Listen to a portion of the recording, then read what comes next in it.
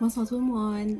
Comme promis, je fais cette vidéo pour vous montrer mon alphabet illustré et pour vous parler de comment vous pouvez réaliser ça à la maison pour vos enfants. Premièrement, j'ai décidé de faire un alphabet illustré moi-même parce que je n'aimais pas trop les modèles que je trouvais en ligne. Certains modèles avaient des erreurs aussi.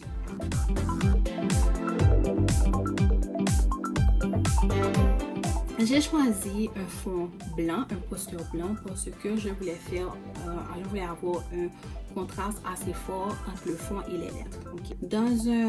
Dans l'alphabet illustré, l'enfant doit porter son attention sur la forme des lettres ou le dessin des lettres.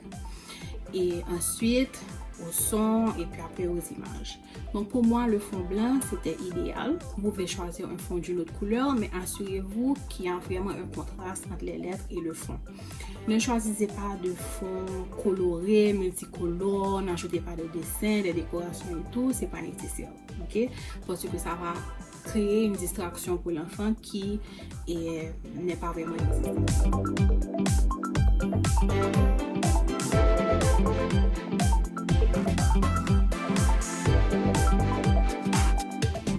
Maintenant, donc toutes les lettres sont de la même couleur, justement parce que j'aimerais que ma fille porte son attention sur la forme des lettres et la différence qu'il y a peut-être entre le S et le X, par exemple. Ok? Et à la longue, je vais peut-être changer la couleur des lettres pour faire la différence entre consonnes et voyelles. Mais ça, ce sera après.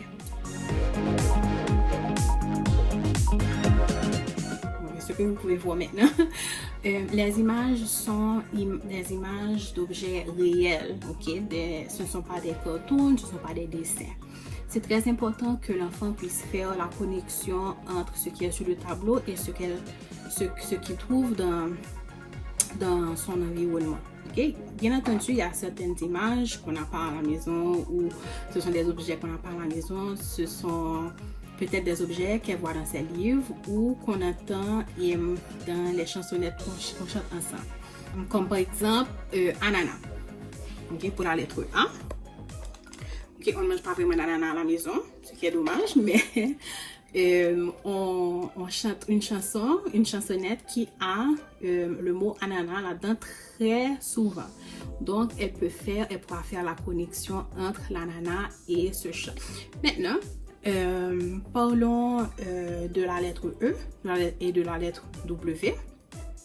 Pour la lettre E, j'ai choisi, ici vous pouvez voir, eucalyptus et non pas éléphant parce que le son du mot ou de l'image que vous choisissez, le premier son doit correspondre au son de la lettre. Okay? Donc, la lettre E fait E et non pas E. Donc, éléphant, je ne pourrais pas mettre éléphant comme image. Okay. Pour W, j'ai choisi wapiti. Et c'est un animal que je n'ai jamais vu. Et ma fille non plus. Mais je vais lui expliquer ce que c'est. Donc, ça aussi, il ressemble aussi à un cerf. Mais j'ai trouvé que c'était l'image plus appropriée pour le W. Parce que pour wagon, le plus souvent, il y a des personnes qui disent wagon.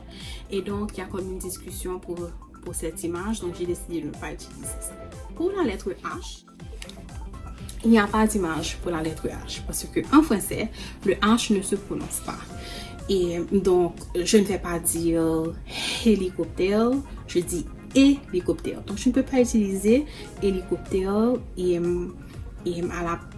avec le H. Donc, ce que je dis là, donc je montre à l'enfant H et je mets le doigt sur la bouche, donc on va rester silencieux. Ok?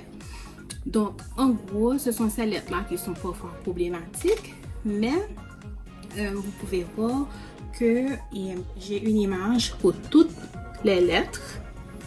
Par exemple, les lunettes, ce sont les lunettes que je porte. Ça ressemble aux lunettes de son papa aussi. Le gobelet, on a des gobelets exactement comme ce modèle. À la maison, la voiture, c'est la voiture de maman. Et donc, ce sont vraiment des objets qu'elle trouve chez elle ou qu'on répète qu'on répète assez souvent dans nos conversations à la maison. Ok? Donc, toutes les lettres et toutes les images sont plastifiées parce que je laisse toucher. Donc, ma fille peut toucher l'alphabet, elle peut enlever les lettres et les remettre. Et donc, avec les petits doigts qui ne sont pas toujours propres, ça va se salir. Je sais que peut-être que ça va s'abîmer, que je vais devoir refaire certaines lettres ou certaines images, mais ça ne me dérange pas. Ok. J'ai attaché des gommettes de velcro derrière les images et les lettres afin de pouvoir les détacher et bouger comme je veux. Comment j'utilise l'alphabet illustré avec ma fille? Je vais répéter le nom des lettres quotidiennement ou le plus souvent que possible avec elle. Je répète le nom des lettres, le son et le nom de l'image. Contrairement à ce qu'on sait faire dans les écoles, on sait dire par exemple Madame A fait A pour ananas ou dit A pour ananas. Moi, je ne vais pas dire tout ça. Je dis simplement A, ananas. B, ballon. Aussi simple que ça. Ok, donc, et je continue jusqu'à Z. Donc, je répète une fois moi-même. Une deuxième fois, je lui demande d'essayer de répéter avec moi. Parfois, elle dit, j'entends certains sons. Parfois, elle sourit. Mais je l'encourage de répéter avec moi. Et puis ensuite, parfois, je lui dis, montre-moi M, montre-moi L. Elle ne le fait pas. Elle a que 18 mois, mais je sais prendre sa main et je l'aide à pointer du doigt. Maintenant, pour les enfants qui sont un petit peu plus grands, vous pouvez enlever certaines lettres et demander de replacer à la bonne place. Vous pouvez enlever les images et demander de replacer les images. Ou vous pouvez enlever toutes les lettres de l'alphabet et demander à l'enfant de replacer les lettres dans l'ordre. Et puis par la suite, mon alphabet va changer. On va introduire les lettres minuscules. Je peux changer certaines images si je veux.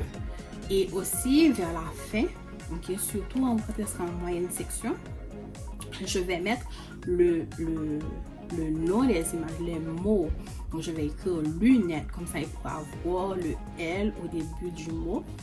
Donc, il y a tellement de choses que vous pouvez faire avec l'alphabet illustré. C'est un matériel qui est très important. Et donc, j'espère que vous pouvez le réaliser à la maison. Si vous avez un Cricut Maker, c'est parfait. Vous pouvez le faire facilement. Et si vous n'avez pas de Cricut Maker, vous pouvez tracer les lettres à la main. Vous pouvez les colorier en noir. Il n'y a aucun problème. Et ça n'a pas besoin d'être parfait. Et il suffit d'avoir un fond clair, des lettres foncées et des images et ça ira. Et puis tout ce qui est le plus important, c'est de pratiquer quotidiennement les sons et les lettres. Il faut le faire avec vos enfants. Amusez-vous bien.